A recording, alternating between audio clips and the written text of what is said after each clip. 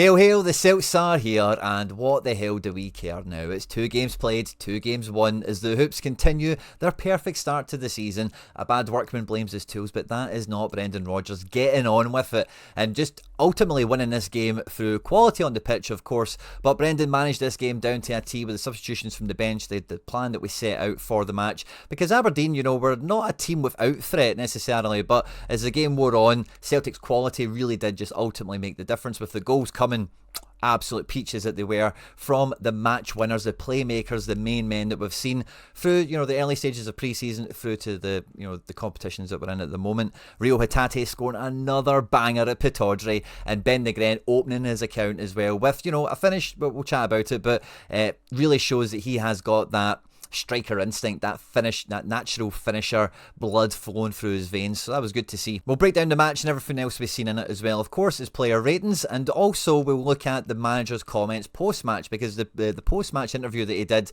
across all the different media outlets it's been reported on was layered with a lot of different little details for the plan, the strategy with the squad running up for the next couple of games, as well as the transfer business, which has been this kind of white noise in and around everything Celtic. And as I say, it just really does underline the quality of the squad and the manager, that we are just getting on with it. Put those points on the board. We're not postponing games, and it's got to be about we are getting down to business for every single match. At any point in the video, if you do laugh, you learn, you like something or whatever, please do like and subscribe to the channel for more content like this. We are pushing for 18,888 subscribers. I wonder why, and we cannot do that without your support. So if you do enjoy the content, please do hit subscribe for more. Hit the little notification bell. We are doing more and more live streams this season, so it just means you'll catch us every time we go live.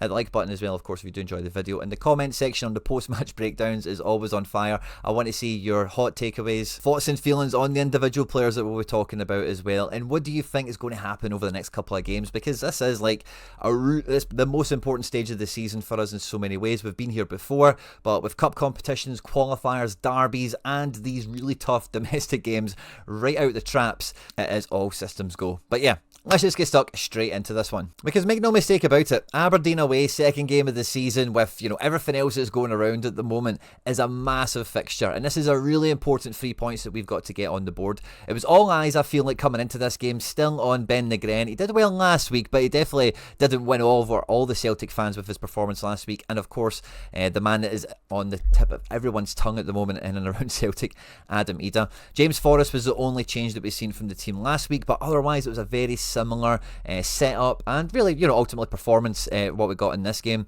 Aberdeen, similar to St Mirren, one of the better teams in the league, even if they're like bottom the now or whatever it is, like man for man, they've got really good players, and we'll kind of chat about what impact they had as we go through this, of course. But we had this really strong back four. We had AJ and Tierney kind of owning their respective side of the pitch. We had this fluid, mobile front midfield three, again similar to last week, and with the wide players in Adam Idah, where we're looking to kind of push and stretch the back line, give a kind of press option if at all possible. But we've seen a little bit of a tweak, we've seen a little bit of a change into the system that we've seen last week at St Mirren. We've seen Ben Nygren be a lot happier to kind of join Forrest out here, and quite often we had like 2 players on the wing to go up against the likes of Milne and Devlin, maybe even Shinnie if he was coming over here. We obviously remember last season's performance of Forrest versus Shinnie, and it kind of picked up again, didn't it? Forrest was a very impactful player, very meaningful player in this game, and between him and Nygren and Alistair Johnson, who was certainly involved in a lot of play in and around this zone of the pitch here, they did very well. Aberdeen were very good at always having like 4 bodies out here, whoever it might be, and just making sure that there wasn't too much space to play in. But because AJ, Nygren and Forrest are all actually really comfortable on the line, we got into these types of zones very often, and it offered another kind of route in and behind Aberdeen, because that's something that we've not managed to exploit really ever. Nygren kind of does play like a winger coming in from this kind of midfield position here, and again, any Celtic fan that might have been like scouting this guy, looking at YouTube highlights before we signed him, this is the sort of zone you see that he's really effective in. And that doesn't mean he's a winger, it just means he's an attacking midfield type player, and he can see those zones to play into, get on the line perhaps and help the winger, and can be can execute, can be very clinical and can be effective there. We'll later come to see that in the match as well, of course. But the other thing that I thought we've seen quite a lot of in this game that we didn't get last week, and with the introduction of Nygren, I'm not too sure we've really seen that much of it in pre-season. Again, happy to be corrected, I didn't watch everything in pre-season, but it felt much more like Hatate was that press support for Adam Idah, was that second forward, and Hatate, you know, he did still recover back in and get the ball in from deep or whatever, but he was much more an attack midfielder kind of in this zone here, was getting on the ball very regularly, and down the left hand side is probably where we got the most action, the most activity in the first half in particular, especially with Kieran Tierney. I think this Milanovic guy looked okay. He was, you know, Aberdeen fans have been quite impressed with him, I think, by all accounts, and this guy Jensen looked, you know, actually like a really good right back, and he gave as good as he got in this match, made it really tough for Dyson, made it really tough for Tierney. A lot of the chances Dyson ended up having in this game, sadly, it was kind of those deja vu Dyson moments from when he wasn't at the peak of his abilities at Celtic, where he's going to go hit and run with a fullback and he just runs out of grass, he just runs out of pitch, and you know, we lose possession to goal kicks or throw-ins, that type of thing, fouls, everything else. But yeah, we got a good shift out of Tierney here on the left hand side, of course, for the cross, which ends up in Ben Nygren getting the opening goal. And all the way through the first half, I was watching Adam Ida with an extra keen eye, because I think that was just one of the things I was expecting to be talking about in the breakdown here. And Ben Nygren does really what you're hoping your striker can do. Adam Ida's done a good job of, like, you know, pressing the back line, keeping them occupied or whatever, which frees up some space for Nygren to come in and just walk onto the cross from Tierney to finish it or whatever. And yeah, in that situation, I don't think Adam Ida is really too out of place or whatever, but there's so many chances in the first half where we are playing crosses, where I was watching Adam Ida and I was thinking, you are just turning into an Anthony Stokes type player here. The amount of times I used to get wound up with Stokes, and Ida does a little bit of this as well in this game anyway, where the ball might be coming out wide, he's the only attacker, and he goes to the back post, he goes behind, like he'll be watching the ball and he'll move back the way and he'll go behind people. Now don't get me wrong, if the ball can actually reach you here in that situation, if it can beat all these players and find you at the back post, there's not many easier situations to finish in. But when you're the lead striker, yeah, you maybe want to peel off behind people and then attack blind spots, that kind of thing. But you know, when I see strikers just floating into the back post when they're the main guy, the number one you know, target man, the arrowhead as we call them on this channel, it just really frustrates me. And I think some of the chances we got in the first half, it could have done a little bit better in terms of his kind of movement and his positioning ultimately. Now, he does attack the front post in this game a fair little bit. And do you know what as well? Like last week we were talking about the gaps, right? So last week, because of the fluidity, the mobility that we've got in midfield, which we've seen again a good bit of in this game, we had these gaps in and behind the defence, in between midfield and defence, and in between midfield and the striker. We had big gaps in those areas, and they're kind of on screen now, I guess, I suppose, if we shift everyone around where they probably would be. And this, you know, in this match we had a bit of a solution to that, especially in attack, because early on in this game we seen much more of Adam Ida coming into these zones here to try and get on the ball, which was great to see, a nice kind of evolution on last week, and it really did then offer in some other opportunities for us to play, especially with Nygren and Hatate, because he was, you know, he's not really got a blind pass around the corner on him. It doesn't really, you know, he's good enough. He wins more free kicks than anything as well, you know, so he's effective without being game changing or opportunity creating. You know, he's not really at that level of kind of build up play in this type of zone here. And, you know, like I said earlier, he did attack the front post on some occasions.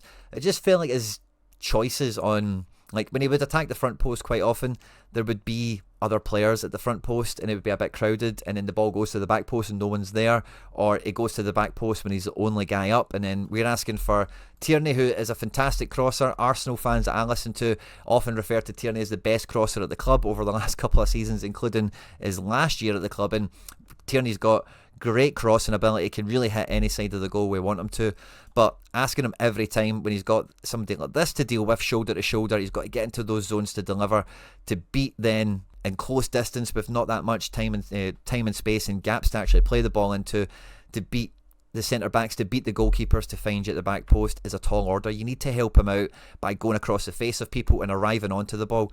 And again, he did do that at times. The corner is a memory that kind of springs to mind at the moment, where he gets across people, doesn't really make much of a connection on it, but it just felt like he did the right things at the wrong times a bit too often. And when he did get on the ball, he's not really showed he's got that much, you know, kind of 360 awareness to kind of play without somebody's looking at, which is just stifling is probably just the nicest way of putting it, as it were. But because we had Nygren happy to kind of dance on the right hand side here with Forrest and be supported by Johnson, and we had Hatate always really close to the play because he wasn't asked to do the same level of go box to box as last week. Pittodrie is a smaller pitch than Parkhead as well, obviously, so there's a little bit of that comes into it, but it just felt like, the midfield is a bit closer together. Now, in years gone by, it's felt a lot more split, but when Nygren, you see how he finishes the goal coming inside here and joining in with the striker, and Hatate also doing something similar, the way we'd kind of played our midfield in the attack, it just felt like the perfect kind of players for this system, because again, like in the past we've seen the same system, but it's not felt like Hatate and the other player are really that joined up. He's had some good link up with O'Reilly, don't get me wrong, but it's felt like O'Reilly was always prioritising whoever was down this side, a Jotton or a Dyson or Alistair Johnson, that sort of thing, whereas now it feels like there's a strong actual connection here between these two guys to get on the ball and create things in and around the box and from the edge of the box as well, of course. And Aberdeen couldn't really handle that. We got a lot of the Nielsen fouling, we got Shinnie on toast. But the other gap that we did have last week is in and behind the defence in midfield. And Alistair Johnson last week played the best shift I've seen in the hoops in defensive midfield, like I mentioned last week, in a long time. And this is really where the chance for Ayush comes in here, because although we do have this gap, and whenever Aberdeen won the ball over, they knew very quickly what areas to target and what spaces to play the ball into. We do recover, our midfield does get back in and defend. We're very good at recovery defending, but because most of the time when you're doing that, especially as a midfielder, you've got to go to the ball, you've got to engage with the play, and so often we've got kind of everyone doing that just to try and snuff it out, not let them play out, not let them connect with someone else, which isn't a bad principle overall, but what it always ends up doing is just allowing someone else to be in these kind of blind spots, to be free, to then actually progress it out. We've not got that guy that can step out to the ball. These guys are recovering back, trying to catch up with it, then get goal side of him, face him up, and then try and confront him. Whereas if you've got someone, you don't want your centre backs doing it, because if they step out and confront that play, then it just really opens up big problems for you. So you need them to be composed and in shape and everything else. And again, you've seen it in very fleeting moments, really exclusively in the first half, where these spaces led to the shots, led to the play, where they could end up getting a cross from out wide and asking Schmeichel to get his hands on it. Schmeichel, again, quietly brilliant in this game as well. But from an offensive point of view, from an attack point of view, Nygren and Hatate has got a lovely little partnership building up here. I do think Dyson was... I think the story of Dyson Maeda is probably better explained in the second half, so I'll kind of just leave him for a second at the moment. We've spoke about Ida, we've spoke about all the usual stuff from Aberdeen as well, of course. I think McGregor, again, was quietly just Captain Fantastic, just went around, was always present, did the right thing 99% of the time. Scales is probably going to get a hard time from a few people in the first half, because he did have some situations being on the ball in and around this area here. The passes looked awkward, it looked like he was panicking, one or two on his right foot, a few on his left foot. He either didn't play the right ball he should have to someone like Dyson or Tierney, or he just kind of went for the right pass but didn't actually play it well, and then they were able to intercept it. How many passes did they miss in the game? It's probably like 4 or 5 or something. Hatate, McGregor, all these guys missed probably a similar number of passes, so I don't really hold anything against Scales in this game. I don't think he was strong, he was very good in the game, don't get me wrong, but I think last week he just looked a lot more commanding, whereas this week it felt a lot more like Carter Vickers was the man that just would not be beaten. Like, nobody got by him. Even when he was like blocking people off and landing on the deck, it was still body on the line, I suppose you would call it, looking after the ball and killing out any attack Aberdeen were trying to start. So I think that was kind of everything for the first half especially. Now we get to the second half and we get the substitutions, and that's, we start the second half well enough. We're 1-0 up. We play basically the same way coming into the second half that we did in the first. We didn't get any, I had to double check, but we didn't get any Jimmy Thielen half-time substitutions, which is kind of unlike him in this situation. 1-0 down. I don't know if they would quite think against the run of play, but they did get into our box. They did create some chances in the first half, but they didn't do anything. They stayed as is. We stayed as is, and then came the substitutions, which is where it gets interesting. So Tierney came off, and Rodgers revealed in the post-match press conference that Tierney was pulling a whitey at half-time. Had Rodgers seen it, he would have substituted him out, he said, but he ran out an extra 15 minutes before coming off. Good to hear Tierney is playing through the barrier, as it were. I don't know if you quite call it the pain barrier, but the puke barrier. That's great to hear, but we need a viable alternative to Tierney, especially domestically. Now, I think from what we've seen, again, Trusty comes off the bench, and Trusty he just covers grass so much better than Liam Scales. He just gets across, gets into good positions. He even played a stint in this second half at right centre-back because he covered over, did very, very well. He did try a long ball down the channel, which didn't quite come off, but he's also trying to show that he's been try to hone his passing and all that kind of stuff, which is fine. And we had Scales kind of doing the left back tribute act, really. He was fine, but again, felt a little bit fish out of water. But because he's so strong, and if we can eventually get him to the comfort level where he can tuck in, similar to what we seen Alistair Johnston last week, and do that defensive kind of midfield shift. He's a big guy, man, and he doesn't even mind winning the ball. He's a good guy to step into things as well and crush them out. Who knows, right? But this isn't a solution we can play with in Europe against a big opponent. I would be very comfortable playing the back four that started this game and last week at home, away, to any team that we could be playing against in Europe, and cross our fingers and let's give it our best shot. But if we, maybe Tierney can get to 90 minutes by then as well. Let's just see, right? But even in some circumstances he might not, or we might not want him to. And if this is the plan B, now again, in Europe, off the ball, in Europe, off the ball, we're against the ball a lot more in Europe. This might be a bit more 4 centre-back feely, which might work. But I don't know. It doesn't give me good vibes that we're set at left back. I think the rest of the defence probably is pretty nailed on. But that was quite telling again. Tierney doesn't need to do 90 minutes in this game, of course, but it was 1-0. It is away at Pittodrie. It's a very knife-edge situation, and to make this move, definitely raises an eyebrow. But we've backed that up. We follow that up by bringing on, I've been calling him Yamada, but we need to go with Shin now, because that's what he's got on his shirt. And we get Shin on for Ida. Now, Brendan was a bit prickly last week when asked about Shin playing over Johnny Kenny. I did say it felt like Kenny played to maybe, some sort of commercial reason at hand there, perhaps. He's just signed a new contract. And then today we see Shin. Now, we get Alistair Johnston being a bit freer down the right-hand side when we make this kind of move, okay? But it's very apparent very quickly that we're going to get a lot more out of Yamada in this striker role than we will out of Adamida, in terms of, just being on the ball, football IQ, reading the game, and playing the best way for the team to open up space for everyone else. Not long after Yamada came on, the amount of chances that we were able to actually slide Dyson through. You'll remember his one-on-one where he, obviously, he's wearing his slippers rather than his boots for it. It ends up on his face. But a lot of these moments for Dyson come after Shin Yamada comes on, and that's because he doesn't mind dropping into these pockets to try and get on the ball. That then forces these Aberdeen defenders into some really difficult problems, and Dyson wants to be coming off the line. Dyson wants to be attacking these zones here, and that happened a lot more in the second half, which really did give us a new level on the left-hand side that would be nice to see with Tierney still on the pitch, or a Tierney-esque player, because Tierney didn't really bomb down, again similar to last week, didn't really wrap around Dyson that often, didn't really overlap him. Tierney was much more in the inside channel, similar to what we've seen with Scales in the second half. Alistair Johnston was a bit different because Nygren was always driving inside. Forrest was quite often driving inside, but Forrest can obviously take this type of area here. But Johnston, we got him kind of running down the touchline a few times as well. But this is where we unlock Dyson. This is where we get more from him, and he maybe just didn't have enough minutes on the pitch in this type of shape to make the most of it. But Shin Yamada, again, I love to see this from people that come to Celtic, is you can tell this is, to him, signing for the biggest team in the world. This is the life he's living. He's came from Japan, he's moved to Celtic. This is one of the biggest clubs, one of the most historic clubs in European and world football, and you can just feel that they get it, and they're like, I want this to work, man. This is going to be amazing for me. If I can make it all come together, I'll be the leading man up front and all that caper. And, how many touches of the ball did we see Shin get in this game? Maybe 4 or 5.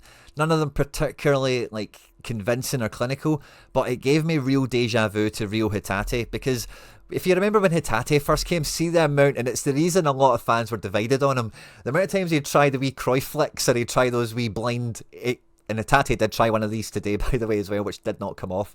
But Yamada had a little bit too much of that in his bag today. It just didn't come off. Against the likes of Dorrington and Milne, they're just kind of coming in and just connecting with stuff. They're not getting nutmegged that easily in these situations, and it will come off eventually, I'm sure, once he gets up to speed or whatever.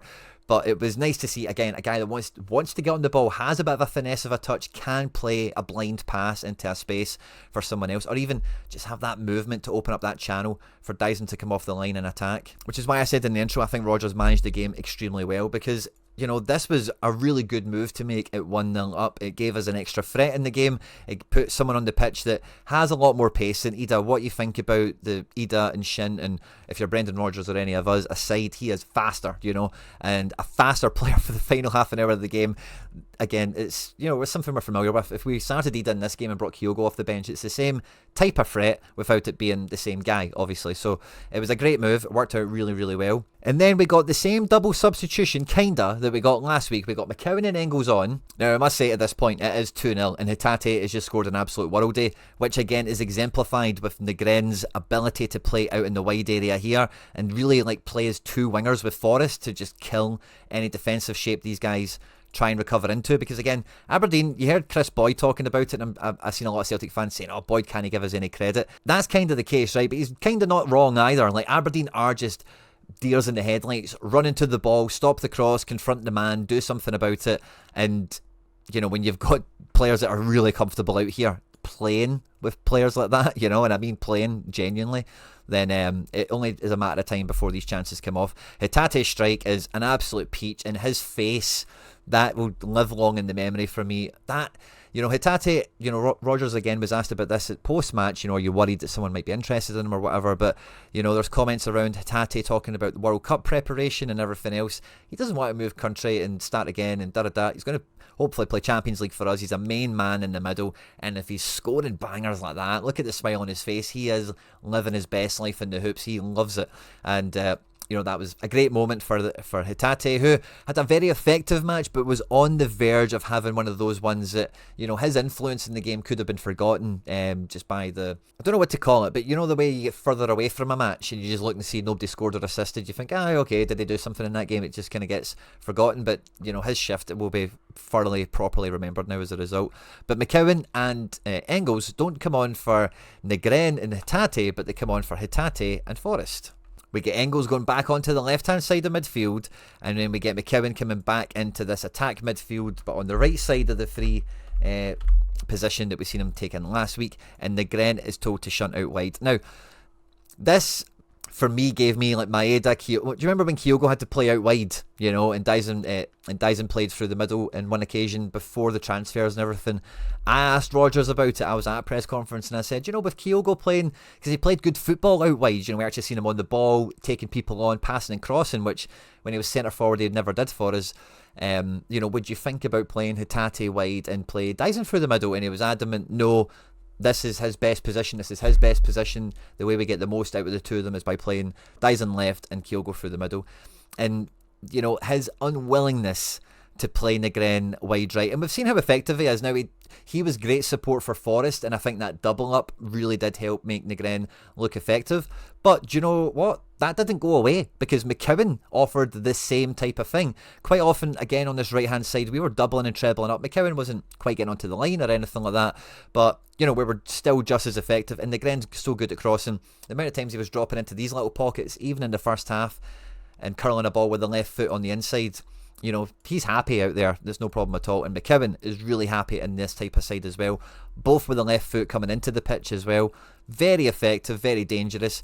Engels, I wasn't at the game, obviously, again. So last week, I did feel a good energy off him. I was, keeping my eyes on him off the ball. When it's on TV, again, a little bit harder to say. But, from when he was coming on and every time he was kind of on camera and every time he was somewhat involved, I kind of recognised the Engels I seen last week, if that's a nice way of saying it. And, if he can carry on, in this type of midfield situation, because Rodgers has said in the post-match press conference, he really likes where the defence is, he really likes where the midfield is, but the forward areas need some more ammunition. Because, although Dyson probably could have put icing on the cake for us in this game, when we did get to this position here, again, both of our goals were, Nygren's is inside the box, isn't it? But Hatate's edge of the box, we didn't actually get that many shots away, again, from inside of the box. And when these players came on, that didn't really change as much as we would have wanted it to. We did get some more opportunities coming into these inside channels, it felt like, with Yamada having a chance that he just thought, if I'm going to shoot here, I'm gonna, and it didn't really come off. Dyson, like we mentioned as well, of course.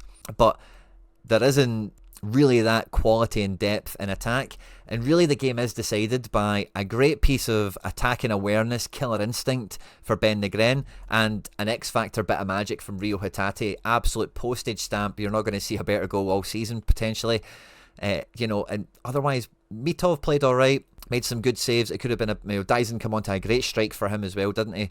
Again, Dyson kind of gets power on it, make sure it's on target, but it is straight at the keeper. Got to make him dive, you think, there. So I say Dyson could have done a little bit better, but we did, again, Yang didn't get off the bench, Kenny doesn't get off the bench. You can feel there's just no confidence in the bench providing goals, so having interesting ways to change the game with the way we did it with midfield, and even with Shin Yamada for Adam Ida to kind of unlock Dyson Maeda a little bit more.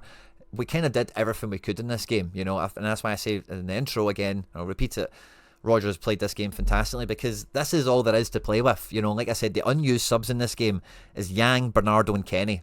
And, Inamura's left at home. It's probably all there is worth talking about. We've used all the best players in the squad to the best of our ability, and we've got a 2-0 victory, another clean sheet, and Ben Nygren coming out this goal with a goal and assist is probably the hero of the match. And it's hard to argue with when you look at the player ratings. A perfect 100 out of 100 score. He got his goal, he got his assist for Hatate, giving him the ball, which again, like we mentioned, great play out wide. But he also brought in 33.5 points of all-around scoring. If we have a look at his passing, he made 32 passes successfully in this game, 13 of them in the final third, 6 of them were attempted assists. He did take corners and stuff, right, but we didn't get that many in this game. We got 6, but as you know, with all the corners through defending and striker movement and whatever, not all of them connected to being a shot. So he's played 6 passes out of 13 have got a shot away, and he had 1 big chance created, which is fantastic production from that wide midfield kind of spot that he played. He got a shot on target, he won a contest, beat a guy on a dribble, took him out the game. 9 of the 13 successful passes in the final third got into the penalty area, or 9 of his 32 passes, however you want to think of it, got into the penalty area. And he also had a big chance missed to his name in this one. Defending, I don't think we really seen anything that credible, but as I say that, 3 interceptions, very impressive. 5 duels won and 5 lost, so that's a net of 0, not particularly great. 15 possession lost is I could do better, but again, for a player in his position and taking corners and all that kind of stuff, it's not really a bit of a problem, is it? Was fouled 4 times, which is a bit of an underrated attribute, by the way, winning free kicks. Being so dangerous on the ball, the opposition has to bring you down. But I think the secondary kind of man of the match, or certainly the player that deserves the limelight, a lot of the credit for the way this match went today, was Big CCV, the man mountain himself, again completing a fantastic 90 minutes in this game. He did commit a foul, so he's lost 2 points there, which is a small blemish on his record today, but he got the clean sheet, 2 effective clearances, 2 tackles, 1. And this is again where stats maybe are limited, because these tackles, these duels that were won, these interceptions, there's not high volume, but they're high value. We know that these were goal scoring opportunities that he is snuffing out all over the pitch. He completed 139 passes, only 11 of them made it into the final third, 19 of them were long passes into the opposition. That could be a ball from him into Tierney or something like that, that would count. 6 missed passes in total, 1 accurate long ball, and no attacking output. We'll just compare scales against that. He did a good game as well, a 67, which is a nice number, isn't it? He got yellow carded, gave away a foul. His yellow card was, I don't know, error led to shot. Again, that was one of his missed passes. I think a lot of people will remember. He's made some blocks and some clearances. Lost possession 10 times. He's won 6 duels, only lost 2. Again, super impressive. An interception to his name, 133 passes, 11 of them made it into the final third. 17 of them long balls down the line, and overall he missed 9 passes. And I think 4 of them are probably quite memorable, aren't they? One of them was an error led to shot, like we mentioned, and he had 1 ball that got into the box, which is cool. And look at the rest of the defence, by the way. Kieran Tierney on an 83, he gets his assist. That's 2 weeks in a row that Tierney's got an assist for us from left back. What an upgrade he's been. He made 5 effective clearances. Tierney loves an effective clearance, doesn't he? Just those long balls, just boom, knock it out, kill the game, and let everyone get back in and reset. 2 duels, 1 lost. I think that's a little bit modest. 15 possession lost. 1 big chance created, obviously the goal that he made is a big chance there. Successful final third passing was 8 out of his 32 passes, so a really good ratio there of final third kind of penetration. Long balls into the opposition, it was 7. 6 of his balls were into the box as well, so really good shift from KT. Good to see him back. And AJ, who was my man of the match last week, wasn't quite as imperious as last week, but he set himself a really high standard. He was still fantastic. 2 clearances, 2 tackles, which is fantastic. 6 duels won, only 1 lost. Again, not much got by him. He was very effective against Kiskinen. I think that Kiskinen did get the better of him 1 time, and that's obviously noted here in the statistics. 9 missed passes for him, 65 accurate passes in total. 17 of the 65 made it into the final third. And the attacking side of things, none of his balls really got on, no one really got on the end of them for shots or whatever. And Big Schmeichel, quietly, again, very important with a 75 out of 100. If we look at the goalkeeping stats, he made 2 saves, one from inside the box, a diving save, which is the one from Ayushishe, an accurate sweeper keeper. I think I remember that one in the second half. Passing wise, he made 47 passes, only missed 4 of them, and there was one where he tried to open it up, if you remember, he went long. So again, like his missed passes, I don't think there's anything to be worried about there. But yeah, quietly important game for Schmeichel. We then get Hatate on a 60 out of 100, guaranteed by the fact that he scored his goal. If we look at the attacking output, he got 2 shots away, played 3 balls into the box, 34 accurate passes, 13 missed passes. So again, Hatate did have 1 or 2 of those flicks in this game and was effective on the ball without being as dangerous or incisive perhaps as Nygren in this one. But still, very good and had a great match. McGregor right behind him, 1 point behind without scoring a goal, which again, McGregor quietly very effective. He won a tackle, he made a block, he won possession 11 times with only losing it 7. I think that's maybe one of the first players we've looked at where that ratio's been the right way round. Duels won and lost is very good as well, 4 against 2. 2 interceptions, 72 passes, only missed 7 of them, 10 of them went into the final third. So again, a little bit less final third presence for McGregor, but that's kind of fine on the ratio that we normally expect to see. And James Forrest, on the same score as Callum McGregor, who played 90 minutes, was again very effectual, was fouled 3 times, which is again an undervalued maybe aspect of their match. He won a tackle for himself as well. He lost possession 9 times, won it 4. So that's what I'm saying. Most people with Celtic were crossing balls, were playing balls to people and goes out for throw-ins and by kicks sometimes. But Forrest won 8 duels, only lost 4. Shinny on toast was on the menu again.